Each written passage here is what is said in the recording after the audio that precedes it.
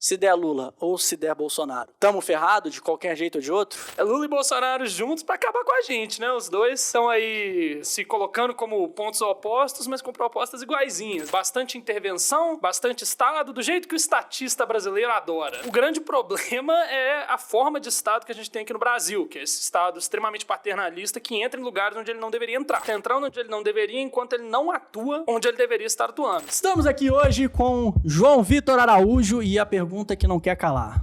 Esse ano, se der Lula ou se der Bolsonaro, tamo ferrado de qualquer jeito ou de outro? Ué, Penoni, é aquilo que eu até já te falei uma vez, né? Te falei outro dia lá perto da BMEC. É Lula e Bolsonaro juntos pra acabar com a gente, né? Os dois estão aí se colocando como pontos opostos, mas com propostas iguaizinhas, né?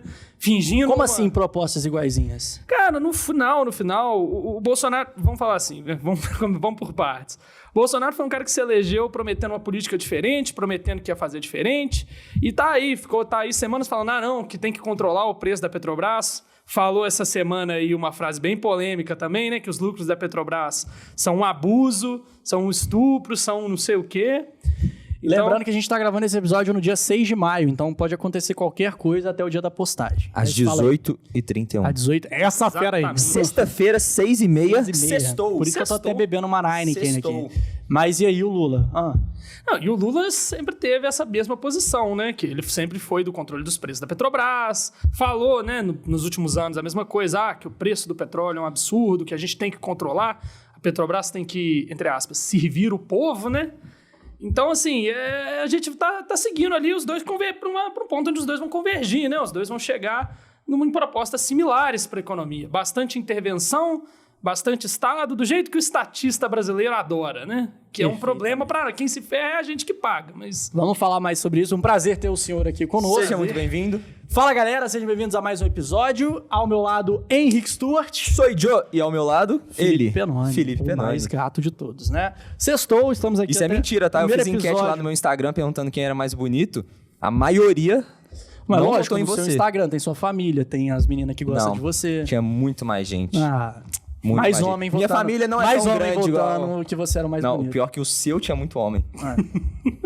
Mas muita gente também votou que nós dois somos lindos. Mentira dele. Tá tudo certo. Não acreditem no que ele fala. E vamos falar do nosso patrocinador, a Minimal Club. Valeu, Minimal! Amamos vocês. Você que tá precisando de camisetas básicas aí pro dia a dia, você que não sabe qual camiseta usar pra ir pra faculdade, tá em dúvida, cheio de camisa de várias cores, camisa que amarrotou, camisa ficou velha, Minimal Club veio pra te salvar. Qualidade sensacional, algodão egípcio. Pois é. Algodão egípcio, você vai lavar 10, 15, 20 vezes, vai parecer que você comprou ontem. E a gente tem o nosso cupom de desconto AURUM20. Como que um bom político usaria uma Minimal? Como serve uma Minimal para um bom político? Um bom político. Um bom político. Vamos deixar a pergunta pra ele. Como que um bom político usaria uma Minimal da melhor forma possível? É do único jeito que dá pra usar, né? Confortável. Maravilhoso. Excelente. Eu acho que assim, desde que ele não roube a camiseta Minimal. Exato. Mas ele tem acesso ao desconto do Aurum. Tem desconto do Aurum, 20% na descrição aqui embaixo pra você, então não perde tempo. Compra lá, viu? Isso aí. Todo político é corrupto? Mas não. Se é moral, se o político ali recebendo salário é moral ou não, eu vou deixar pra vocês decidirem, mas nem todo político é corrupto. Você acha que a gente tem essa visão por conta do passado que a gente tem eleitoral aqui no Brasil? Com certeza. Assim, o Brasil teve um dos maiores... Essa visão tem lá fora, tipo, Estados Unidos, a galera vê o político como o cara que rouba e tal, igual aqui? Tem ideologias que sim, né, cara? Tipo assim, o político é visto por muitas ideologias, principalmente a galera mais libertária, como um cara que tá ali recebendo do seu dinheiro, sem sua vontade, e aí o cara já liga automaticamente que isso é imoral. Então, muitas ideologias têm essa visão, todo político ali é um mal, às vezes um mal que pode até ser necessário para algumas ideologias, mas é um mal do mesmo jeito. E ele recebe dinheiro de imposto, né? E... Nosso dinheiro, né? Vamos falar. Nosso dinheiro. Imposto é roubo? Eu não acho, não. Mas... Por quê? Cara, então, eu entendo toda a lógica libertária do imposto, mas é aquela velha história, né? Do contrato social, que a gente vive uma sociedade, por viver uma sociedade a gente precisa de algo mais organizado, de algo mais estruturado. E, tipo, o Estado vem aí com isso. Mas o grande problema é a forma de Estado que a gente tem aqui no Brasil, que é esse Estado extremamente paternalista que entra em lugares onde ele não deveria entrar. Tipo? Por exemplo, a Petrobras é um exemplo bem claro de um Estado entrando onde não deve. Mas como que o Estado entra na Petrobras? O que significa isso para quem não entende bosta nenhuma? Cara, tipo assim, no caso do Brasil, eu acho que o problema maior não é não só ele entrar onde ele não deveria, mas ele tá entrando onde ele não deveria enquanto ele não atua onde ele deveria estar atuando, né? Então, por exemplo, a gente tem hospitais horríveis na saúde, a gente tem uma segurança pública que peca de diversas maneiras, a gente tem diversos problemas na educação, que a gente não melhora na educação de jeito nenhum, não importa o quanto a gente aplicar mais. E a gente vai lá e acha que é uma ótima ideia a gente ter o Estado, nosso dinheiro, bancando, por exemplo, a exploração de petróleo. É um esforço nacional, é um recurso estratégico. Necessário. É o estratégico que é a tal palavra, né? É uma palavra bonita, né? Todo mundo adora. Tem um tal de Ciro Gomes aí, candidato à presidência, que adora. Eu acho que ele nem sabe o que significa, mas adora. Mas, assim, adora usar, adora repetir. Mas, tipo assim, é ridículo, cara. E isso não entra só nisso, né? A gente tem também, no caso do Brasil, um monte de subsídio que a gente paga. A gente paga milhões, bilhões em subsídios que, assim, se nossa indústria nascente de 60 anos fala alguma coisa, é que eles não estão funcionando. Perfeito. Então, assim, eu acho que é muito o Estado operando onde não deveria e deixando o povo Pô, me fugiu a palavra. As mínguas. Deixando o povo às mínguas. Boa, Vagão. Boa, Vagão. Nos ajudando desde olha 2022. Benoni, como sempre, esquecendo de dar o presente pro nosso convidado. Não esquecia, porque tava no papo, pô. Estou vendo aqui que você está muito desconfortável com essa camisa social aí. E te falar uma coisa. Depois que eu descobri as camisetas da Mínimo, eu nunca mais vesti uma camisa social, viu? Já me viu de social? Então tá aí, o político que conhece Mínimo nunca mais vai vestir uma camisa social. Perfeito. Perfeitamente. Por que político sempre tá de social? Quer parecer importante. Só parecer importante. Parecer importante. Tem que fingir que é importante. Ele gosta de se sentir importante. Gosta de se Por bem isso que você Paulinho tem que Caneta, né? referir a ele como Vossa Excelência, Vossa Majestade. Vossa Majestade. Só não pode chamar pelo nome. Se chamar pelo nome, você é preso. Né? É uma ofensa. Então, João Vitor Arauto, você não é político. Você tem interesse em ser político alguma vez na sua vida? Tenho interesse sim. Tem? Longo prazo. Vamos fazer. Por isso você falou que político não é corrupto. Exato. Político não é corrupto. Eu não sou corrupto. Deixa eu te perguntar uma coisa. Como é que você vê hoje em dia o avanço do digital na promoção dos políticos, né? A gente vê aí Bolsonaro sendo eleito em 2018 num cenário onde a internet favoreceu demais, né? Um cara que não gastou tanto com campanhas como políticos no passado. E a gente vê hoje político indo pro TikTok, político fazendo Reels, político produzindo conteúdo. Tem até um coach que virou, né, o Pablo Marçal lá, anunciou recentemente que é pré-candidato à presidência. E eu acho que a internet está tendo um determinado poder. Você acha que isso é positivo, porque tira aquele monopólio da mídia, né, em relação à informação que a gente vai consumir? Ou você acha que é perigoso por conta... qualquer um fala, qualquer um se expressa, você é um cara a favor da liberdade de expressão? Como é que é a sua visão a respeito? Cara, então, vamos por partes, né? Porque, assim, eu acredito que a internet era inevitável que isso ia acontecer. A internet foi ganhando espaço no mundo todo, em todos os setores. Quem não se digitalizava, aos poucos ia sumindo. E, com o tempo, isso ia passar para a política. Todo mundo esperava, a gente só não sabia como isso ia acontecer. E aconteceu, né? Em 2018 foi um exemplo primal disso. Se você compara a eleição de 2018, as campanhas de 2018 com as campanhas de 2014, duas coisas totalmente diferentes.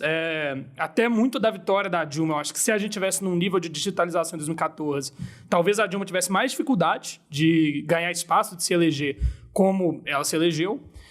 E, assim, em 2018 a gente viu claramente como é que foi essa mudança, porque o Bolsonaro foi um primeiro candidato aqui no Brasil, um cara que... Assim, eu não sou um grande fã do Bolsonaro, isso não é mentira pra ninguém, não é segredo pra ninguém, mas, assim, o Bolsonaro foi um dos primeiros, um dos pioneiros ali na campanha digital de maneira tão pesada como ele fez, né, de maneira tão volumosa.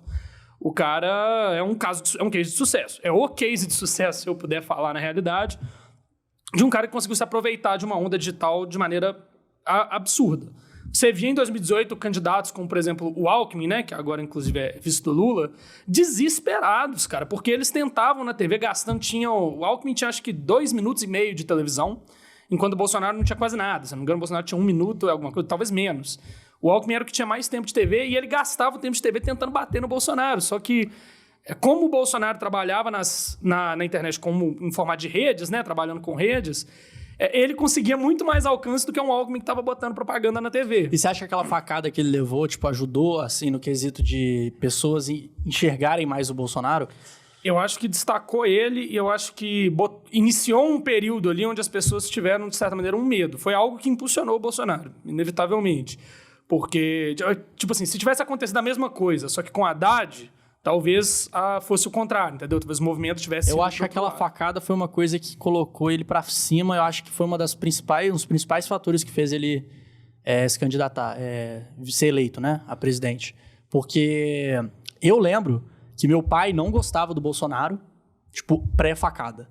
Depois da facada, ele começou a olhar mais pro Bolsonaro. Ele começou a consumir mais do Bolsonaro porque ele achou aquilo tão desumano, uma pessoa dar uma facada num candidato, que ele falou, cara, isso aí é obra da oposição, a oposição querendo foder com ele, porque viu que ele tá tendo um determinado espaço, e aí deu no que deu. Eu tenho a minha visão de que aquela facada foi, assim, essencial, entre aspas, pro Bolsonaro se candidatar, ser eleito à presidência da República. A facada, cara, foi uma situação onde o Bolsonaro já tinha um grupo que aderiu a ele muito facilmente, que escutou as ideias dele muito facilmente, e tinha um grupo que abominava ele, de certa maneira, só que, tipo assim, sabe, falava, se for uma situação onde, por exemplo, vai ele e Lula no segundo turno, talvez eu vote nele. Só que não consumia, não estava tão fundo, vamos falar assim, nessa lagoa do bolsonarismo. Só que, tipo assim, a facada foi um momento onde a gente viu as ideologias pulando, assim, de certa maneira, porque o cara falou, porra, se os caras estão querendo matar o Bolsonaro, a gente imagina o que eles vão fazer com as outras pessoas, né? Com as pessoas que não têm tanta relevância. E aí a galera começou a consumir mesmo. Tipo, uma galera que às vezes não iria atrás do Bolsonaro, não seria público do Bolsonaro, se tornou público do Bolsonaro por conta dessa oportunidade que apareceu. As câmeras acabaram se virando pra ele, né? As câmeras viraram pra ele, inevitavelmente. E assim, ele acabou, né, ficando ali, ele ficou na UTI, né, ficou internado, acabou, por exemplo, não participando de vários debates que poderiam ter sido ruins ou bons pra ele. Sim, sim. E isso tomou muito espaço. Tipo, os candidatos, inevitavelmente, tentavam falar dele. Eu lembro muito de uma crítica muito grande que os bolsonaristas fizeram, foi quando o Haddad, no segundo turno, teve o debate, né, ia ter o debate, só que o Bolsonaro não quis ir. Falou, velho, meu médico não tá me deixando ir. Tipo, se realmente podia ou não. Aí eu não sei, eu não sou médico, eu não tenho essa expertise pra falar. Mas, tipo assim, o Haddad começou a bater muito e as pessoas, sabe, tipo, falam, pô, o cara tomou uma facada, amigo, o que você tá falando, entendeu? Então, trouxe uma relevância pro Bolsonaro que talvez ele não teria sem a facada. Entendi. Eu acho que o ponto da facada foi dar esse foco pro Bolsonaro. Um foco que normalmente talvez ele não teria. Por ser um personagem assim, um pouco mais extremo, apesar de que ele fez ele se centralizou muito bem em 2018, se mostrou como um cara que, talvez eu goste de liberalismo. Trouxe aí o Paulo Guedes, que foi, né, não vou entrar em muitos detalhes, eu achava uma ótima ideia na época. Hoje eu vi que não foi tão bom assim quando a gente imaginava. Por quê? Porque ele não fez o que ele acreditava. O Guedes veio com um discurso de privatização, veio com um discurso de menos imposto, né? Tinha até uma foto que o pessoal compartilhava do Guedes antigamente, que era o Guedes falando, não, imposto de maneira alguma. E aí chegou na hora de fazer a reforma tributária, a primeira ideia dele é, vamos fazer um imposto sobre transações, que é uma coisa, assim, absurda. Nenhum economista sério acredita em imposto sobre transações. É um problema. Você acha que ele não fez isso tudo porque ele não quis ou porque ele não conseguiu apoio, porque as medidas que ele queria propor não foram para frente? Cara, a princípio eu acreditava que ele não fazia porque não conseguiu apoio. E assim, porque realmente ele foi, o coro dele, né, das vozes que apoiavam ele foi ficando cada vez menor dentro do governo. Porém, com o tempo eu comecei a acreditar que ele realmente acredita no que está falando. Tipo assim, ele comprou a ideologia que o Bolsonaro botou para frente, às vezes uma ideologia que vai propor um estatismo maior, vai propor, vamos falar aí, um favorecimento de certas classes. Ele comprou a ideologia, às vezes, mais que o próprio Bolsonaro comprou. Tendo, inclusive, momentos aí que, por exemplo, Paulo Guedes teve que... O Campos Neto, né, presidente do Banco Central, teve que brigar com o Guedes por medidas que ele tinha que tomar. E o Guedes falou, não, você não pode fazer isso. E, assim, coisas que não dava para não fazer. Não dava para você simplesmente cortar e falar, cara, não vamos fazer isso aqui porque sim. Entendeu? Tem certas medidas, principalmente para o Campos Neto, né, que é presidente do Banco Central, que ele tinha que fazer e o Guedes não queria seguir, achava que era algo que a gente poderia viver sem. E aí acabou como acabou, né? A gente não teve o crescimento esperado em 2019. 2020, assim, não vou culpar o Bolsonaro, a gente teve uma pandemia, né? Mas ainda assim, a gente esperava uma atuação muito maior do Guedes. E o ministro da Fazenda tem que ser muito atuante. O ministro da Fazenda não é só economista, não é um cara que vai ali fazer planos o tempo todo, não vai só ficar fazendo plano. O ministro da Fazenda é um cara que tem que ir no Congresso, é um cara que tem que saber conversar com o deputado. Porque, inevitavelmente, isso é um cargo que está ali com um político. Você está ali tendo que negociar com essa galera, tipo, ter uma reforma da Previdência vai acabar com uma galera que está ganhando muito hoje, só que vocês têm que entender que a gente tem que fazer isso. O Guedes não fez isso. O Guedes não tentou fazer isso em nenhum momento, na minha visão. Você comentou do Guedes interferindo ali no Campos Neto e tal. Tem toda aquela história de autonomia do Banco Central. Como que você enxerga isso tudo? O governo intervindo na economia, de fato? Cara, no caso do Banco Central, especificamente, eu brinco que a autonomia do Banco Central foi a melhor coisa que o Bolsonaro fez no mandato dele. Talvez tenha sido... o projeto teve alguns erros nele, mas foi uma das melhores coisas que o governo fez por muito. A gente vê aí, depois que foi aprovada a autonomia de fato, candidatos como, por exemplo, Ciro Gomes, né, que eu comentei, o bendito que eu comentei mais cedo, que ele estava falando que não... Você tem raiva dele? Eu não gosto dele, eu acho ele... Eu não gosto dele. Eu não gosto dele, nem um pouco. Eu acho ele um... Cara, é um coronel velho, antigo, da política. Veja bem aqui, hein? Veja bem, você é do time do Romero Jucá. Repare bem. Você é do Romero Jucá. Eu não sei imitar ele, mas eu sei que ele fala repare bem. Repare bem. Repare bem. Eu vou tirar seu nome do SPC. E aí? Mas, cara, ele veio falar que não, se esse Campos Neto tivesse na minha gestão, ele já tinha sido retirado do Banco Central, já tinha tirado ele de lá, que era uma coisa que o presidente podia fazer antes. Né, o presidente tinha essa autonomia para, por exemplo, intervir no que o Banco Central fazia. Podia tirar os diretores quando ele quisesse. Com a autonomia isso muda. Tem um mandato que não é tão grande assim, mas já é alguma coisa. E no caso do nosso Banco Central, ele tem tomado agora assim, decisões que são impopulares, mas que, cara, tem que tomar. Que essas altas de juros, essas medidas aí que são para... dentre outras coisas, controlar a inflação que a gente teve no começo do ano e pode ter no ano que vem. Então, assim, num caso em que a gente não tem um Banco Central autônomo, a gente corre um risco enorme de um presidente virar e falar, cara, não dá para ficar subindo juros, fazer igual a Dilma fez, né, em 2014, falar, não quero que sobe juros não, vamos descer os juros para prejudicar os banqueiros, por exemplo. E, cara, tipo assim, você acha que dá para chegar num nível onde não tem... Por exemplo, muita gente defende, os libertários não defendem o não-Estado, né, a não existência do Estado. Você acha que isso é possível? Da mesma forma que muitas pessoas falam que é impossível o socialismo, né? Que o socialismo não funciona. Você acha que o libertarianismo funciona? Você acha que o fato de você tirar o Estado, não vai chegar uma hora que algumas oligarquias vão surgir e vão começar a criar um Estado para ter esse poder? Não é algo natural do ser humano? Tipo, desde a época lá, sei lá, dos macacos, né? Sempre tinha um no centro que tomava conta dos outros 100 ali da comunidade dele, que era visto como o mais forte, etc e tal. Você não acha?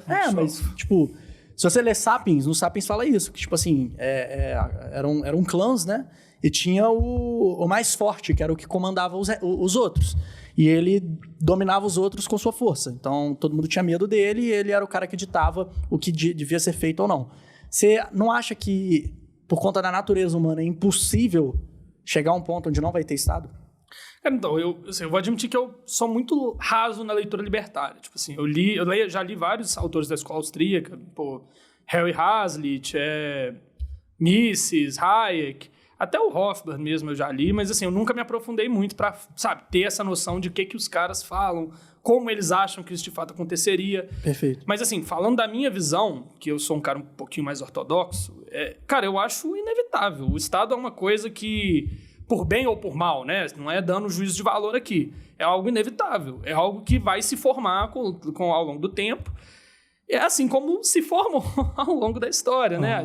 Estados apareceram, cresceram, viraram impérios, ruíram e sumiram. E aí voltaram a aparecer de novo.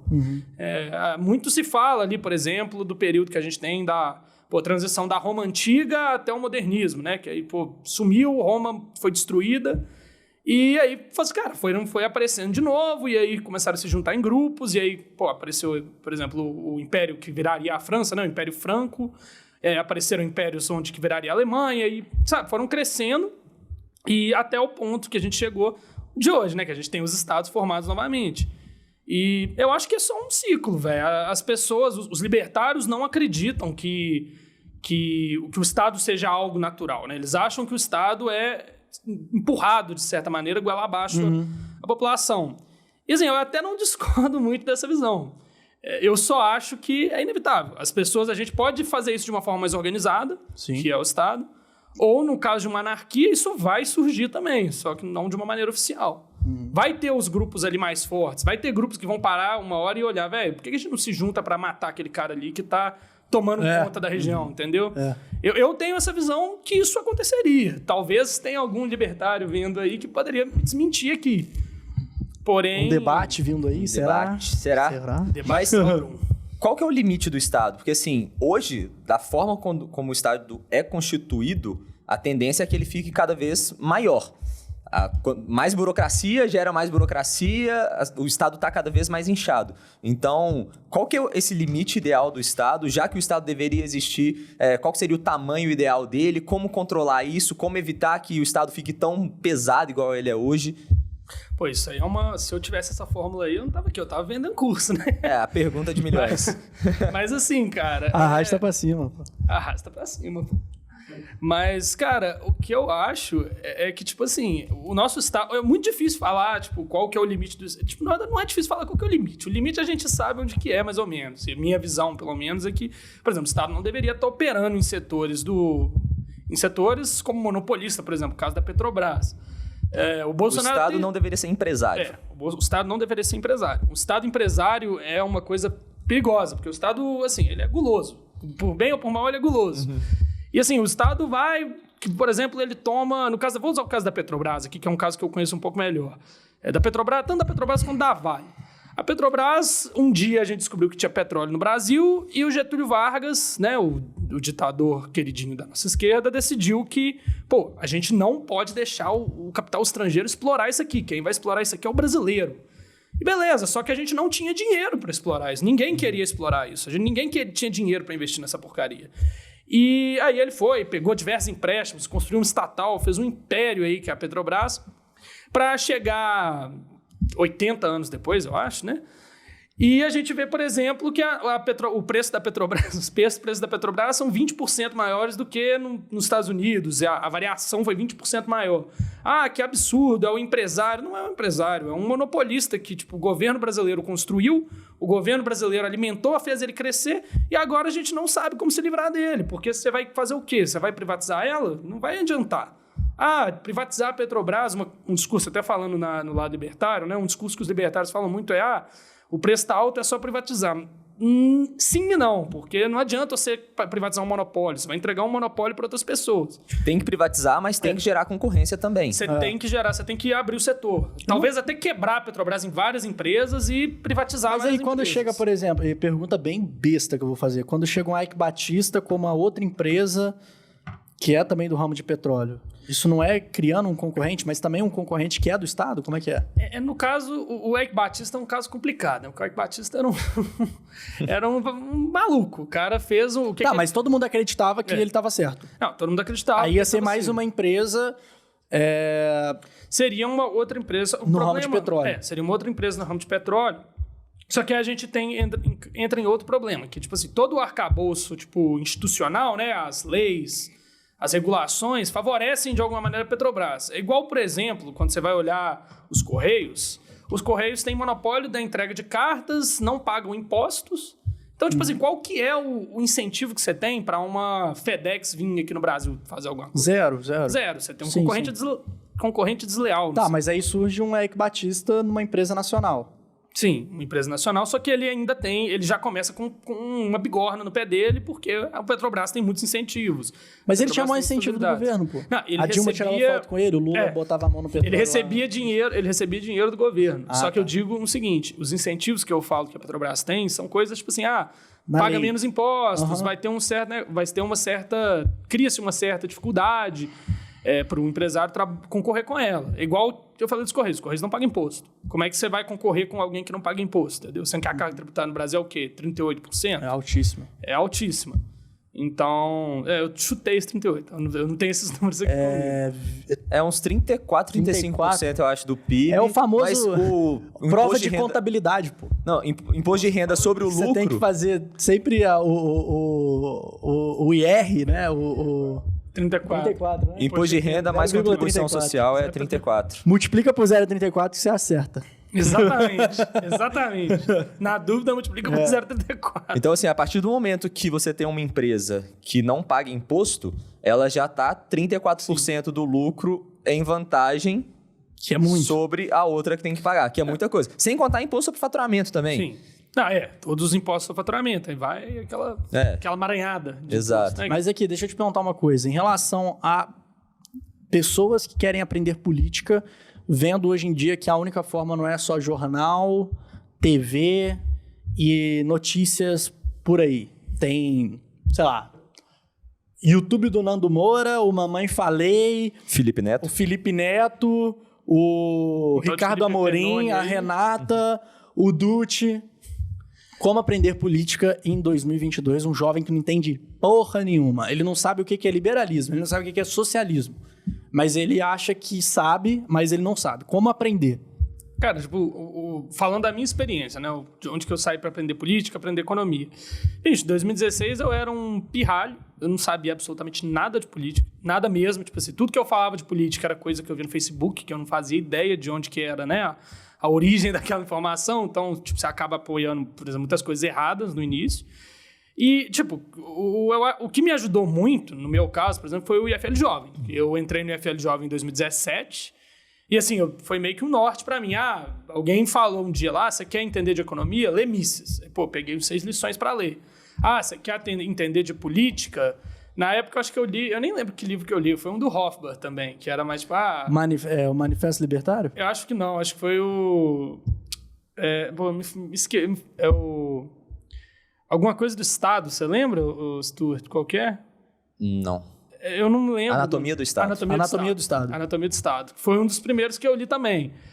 E assim, esse primeiro, vamos falar assim, esse primeiro passo que você dá é muito importante, porque normalmente os primeiros livros que você lê vão ditar pelo menos alguns anos do seu pensamento ali. E o meu, no caso, foi os liberais. Talvez se eu tivesse, sei lá, pegado um Marx para ler, teria sido outra coisa. E, assim, a internet teve um lado muito bom, que, né, a gente estava falando mais cedo, que foi ela, vamos falar assim, democratizou, de certa maneira, a informação sobre as coisas. Então, você não depende 100% de uma Globo, de uma CNN, de uma mídia mainstream para você aprender, que às vezes a mídia mainstream também tem seu viés. Mas, por outro lado, ela cria um problema que muitas vezes a pessoa não sabe filtrar o que ela está lendo. Então, ela vai ler uma fake news. E, assim, eu vejo isso muito. Muitas pessoas extremamente inteligentes, pessoas cabulosas que eu conheço, que eu admiro, vão lá e, às vezes, soltam uma fake news absurda, que é coisa de pesquisar 5 minutos e você vê que é uma mentira. Leu a manchete e... Recebe Leu a no thumb. WhatsApp. Lê a thumb e acha que é aquilo. Não, e é aquele negócio que a gente fala que as coisas vão ficando muito dinâmicas, né, na era da internet. Então, por exemplo, às vezes recebe no WhatsApp um negócio que você concorda, que você apoia, você não vai parar para questionar aquilo. Você vai falar, nossa, eu estava certo. E já vai encaminhar para outra pessoa aquela informação que é tão avassaladora na sua visão, entendeu? Então, tipo, tem esse lado ruim. O lado ruim, para mim, é esse. Sim. Porém, ela, por outro lado, traz outras pessoas muito boas. Por exemplo, você citou aí o Ricardo Amorim, que eu gosto pra caramba. O Leonardo Siqueira também, que era do Terraço Econômico. Sim. Eu acho ótimo. Então, cara, é você tentar procurar conteúdo. Você tem que ir acertando e errando. E aprender a oposição. Assim, aprender sobre aquilo que você não é a favor. Você acha também que precisa? Essencial. Você não pode criticar. Né? Eu não critico algo que eu não li. Eu não critico algo que eu não entendo. Então, por exemplo, eu já li livros de esquerda. Eu já li autores de esquerda que, assim... Eu abomino, eu não concordo com nada, mas, cara, eu acho essencial. Como é que eu vou criticar Marx se eu não sei o que Marx falava? E a gente vê muito isso hoje no meio político. Um monte de gente que fala que Marx era ridículo e tal. Você pergunta, tá, beleza, Marx era ridículo, mas por quê? Aí o cara, porque ele apoiava genocídio. Não, Marx não apoiava genocídio. Marx propôs o que o socialismo ia pregar, mas não apoiava um genocídio, por exemplo, não necessariamente. Fulano, por exemplo, no caso da esquerda, Churchill era um fascista. Ah, beleza, mas ele é fascista por quê? A pessoa, não sei, não consigo falar. Não sei o que é fascismo. Não sei o que é fascismo. É o famoso fascismo sem S, né? Que a pessoa escreve errado. Entendeu? É foda. É difícil de debater se você não conhece. Piscina com C só. E como filtrar essas informações que a gente encontra na internet e também aquelas informações que político fala para conseguir voto, por exemplo? O Lula disse: o brasileiro precisa entender que ter livro é melhor do que ter arma. Mas, ao mesmo tempo, vou deixar passando aí na tela também a foto do segurança do Lula com uma arma metralhadora gigante. Como filtrar essas hipocrisias que político fala? O que você consegue acreditar, o que não dá para acreditar? Como ter essa distinção? Cara, tipo assim, primeiro que toda vez que um político solta uma dessa, eu fico já meio preocupado. Pé atrás. Com o pé atrás. Tipo assim, por exemplo, em 2018, eu votei no Bolsonaro. Achei que o Bolsonaro ia fazer um puta governo. Eu errei. O Bolsonaro não fez o governo que a gente esperava. E agora tá aí criticando o lucro da Petrobras.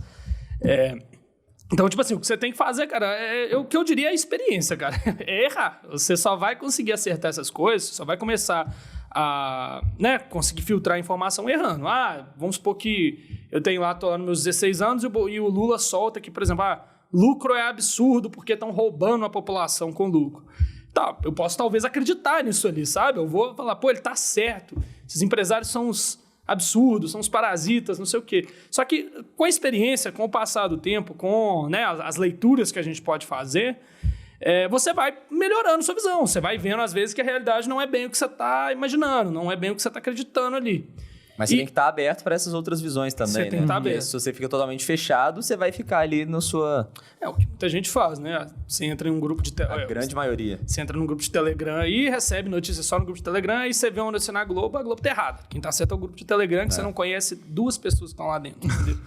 Entendeu? É meio de... Eu, o student, e o... É o Benoni. Professor Chimbinha da faculdade UFMG. E o Chula. Bonitinho. Fala, Chula. Mas aqui, em relação ao melhor cenário para 2022, o que você... Óbvio, você não vai falar quem que tem que ser eleito, né? Mas o que deveria acontecer para a gente se aproximar de um Brasil melhor, né? E não vamos pegar um cenário macro. Sei lá, o mundo melhorou, consequentemente o Brasil melhora junto. Como muita gente fala, né? O Lula foi o melhor presidente do Brasil, mas ele estava num cenário onde o mundo inteiro estava crescendo. Então, consequentemente, ele cresce junto e o Brasil foi um dos piores no crescimento. Né? E muita gente não fala isso. Eu tô falando mesmo no cenário micro, o Brasil em si, país. O que deve ser feito? É a privatização? É dar aqueles 2 passos atrás para dar um cenário Temer, né?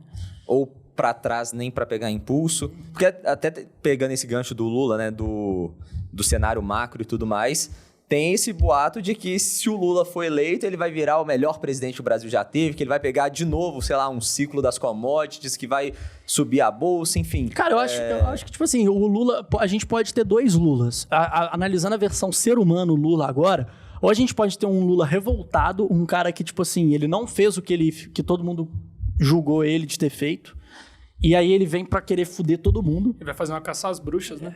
Ele vem pra fuder todo mundo, vai falar, vocês fizeram isso comigo, agora vocês estão fudidos. Mas aí ele não fez aquilo que todo mundo falou que ele fez. Toda aquela roubalheira, corrupção e tal. Ou o Lula arrependido do que fez e vem pra, tipo assim, fazer bem feito pra gente terminar... Pra ele morrer com uma boa imagem, tá ligado? Não sei. Análise de ser humano. O que eu faço quando eu erro? O que eu faço quando eu erro? Ou... Polêmico. Ou estão me julgando por uma coisa que eu não fiz e eu vou querer botar no cu de todo mundo que falou que eu tinha feito coisa e que eu não fiz. Ou eu vou me arrepender e vou tentar fazer melhor. Às vezes não arrepender, ele só vai aproveitar das oportunidades do contexto do cenário macro pra, tipo, tentar consolidar aquela imagem que ele tava querendo consolidar. Eu não tô falando que eu vou votar no Lula, tá, gente? Antes que vocês... Deus lulista? Tirem interpretações aí. Cara, então, vamos lá, né? O que eu acho que pode ser essa questão toda, né, em volta do Lula? Primeiro, eu acho que o Lula, a chance dele voltar arrependido é baixa, primeiro porque ele saiu ileso. por bem ou por mal, ele saiu ileso ali. O cara foi, né, preso e tal, não conseguiu concorrer em 2018 e aí agora ele foi liberado, todo mundo que, entre aspas, né, roubou com ele foi liberado também. E, porra, sabe, por que ele se arrependeria sendo que ele sequer sofreu qualquer represália? Sabe, Lula saiu dali ileso. Lula não foi... Ele foi preso e saiu, agora tá concorrendo de novo e tem chance de ser presidente de novo. Uma chance considerável. O cara tá com... Se eu não me engano, eu vi a última pesquisa da XP, 41% dos votos. Sabe, como é que você vai falar que ele vai voltar arrependido? Eu não acho que ele vai voltar arrependido. Mas eu acho que existem sim 2 cenários do Lula. Um Lula que vai voltar para tentar fazer o que ele fez no primeiro governo, que eu acho, pelos discursos que a gente tem visto, pelo que a gente tem escutado de equipe econômica do PT, pelo que a gente tem escutado de todo mundo em volta dele ali, acho improvável. É um Lula que está voltando realmente para não fazer o que ele fez em 2001. Ou a gente pode ter um Lula que vai chutar o balde mesmo, vai chegar no governo, vai revogar a reforma trabalhista, que foi algo que ele falou muito aí, vai chutar o balde de muita coisa que o Bolsonaro ou o Temer fizeram e vai querer uma vingança mesmo, assim. Não uma vingança no sentido de caçar a galera mesmo, mas, tipo assim, vai tentar prejudicar essa galera que tirou ele do cenário. E, assim, eu acho que o mais provável é um Lula mais nervoso aí, um Lula um pouco mais bravo do que o normal, exatamente por conta de toda essa questão que ele tá voltando ileso agora, com a faca na mão e falando, agora vocês vão ver o que eu vou fazer. O Lula tá com sangue nos olhos. Só que, voltando lá pro inicinho da pergunta, né, que foi, o que o Brasil precisa fazer pra gente sair do lugar, né, porque a verdade é que a gente tá parado no tempo aí desde 2014, desde 2015, desde lá dos protestos de 2013. E, cara, o que tem que fazer, assim, é bem simples, assim, na verdade, é reformar. Tem que fazer as reformas que vão mudar a situação do país mesmo. E aí vai muita coisa, Tem reforma tributária, que era uma promessa do Bolsonaro, foi uma promessa do Guedes que ele não cumpriu bem. O Guedes não tentou, de fato, reformar. E quando tentou, não foi assim, excepcional, né? Fez toda, que nem eu falei mais cedo, fez lá a CPMF, tentou propor umas maluquices que não dariam certo. E a gente tem que fazer, por exemplo, uma reforma em torno do próprio Estado mesmo. O Estado brasileiro é muito inchado, o Estado brasileiro custa muito caro. Não dá para baixar imposto. A gente fala muito de reforma tributária, muita gente acha que a reforma tributária é baixar imposto. Não é.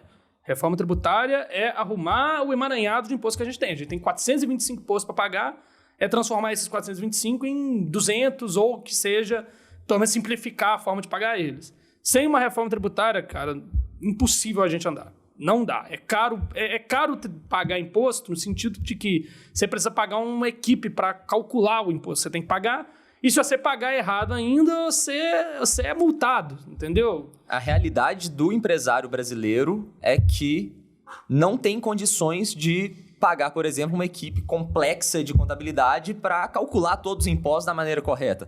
Então, às vezes, fala, empresário não paga imposto, mas ninguém sabe qual imposto e quanto de imposto tem que pagar também, né? É tão complexo, é tanto imposto que é difícil controlar isso.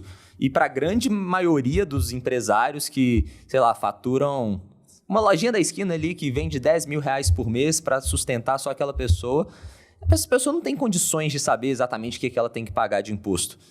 Então, tem que simplificar, tem que reduzir imposto, porque isso estimula a economia também. Se está aumentando imposto, vai ser repassado para o preço e, consequentemente, vai sair mais caro para todo mundo.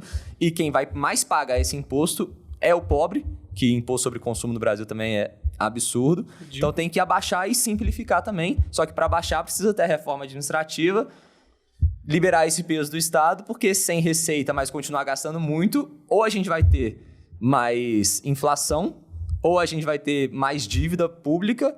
Enfim, a situação vai de mal a pior do mesmo jeito, né? E a reforma...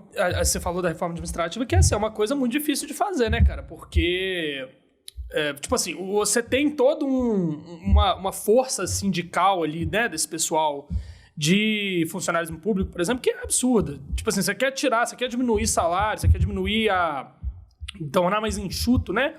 O trabalho de certa área do Estado é impossível. A gente viu essa semana aí, por exemplo, passaram o teto de salário da enfermagem, né? Dos profissionais de enfermagem. No geral, todo mundo acha maravilhoso. O problema é que o projeto sequer fala como é que a gente vai pagar isso. Ninguém sabe como é que a gente vai pagar isso. Não tá escrito em lugar nenhum. E aí vai chegar lá no final do ano, como é que a gente faz?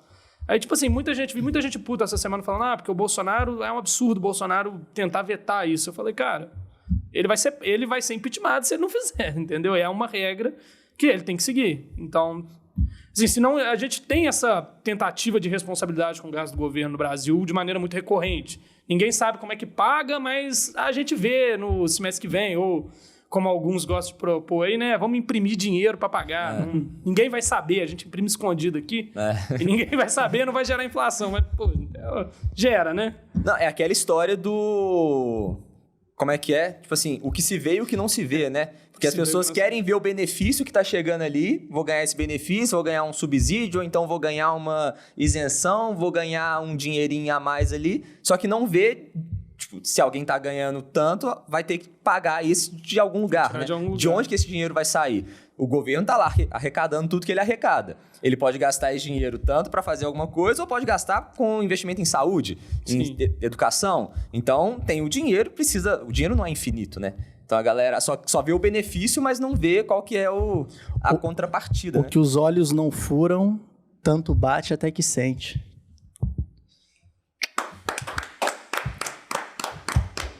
Valeu, galera. Obrigado. Obrigado por tudo. Essa aí eu tô... Nossa, maravilhoso. Cara, tô emocionado. Obrigado, não consigo continuar.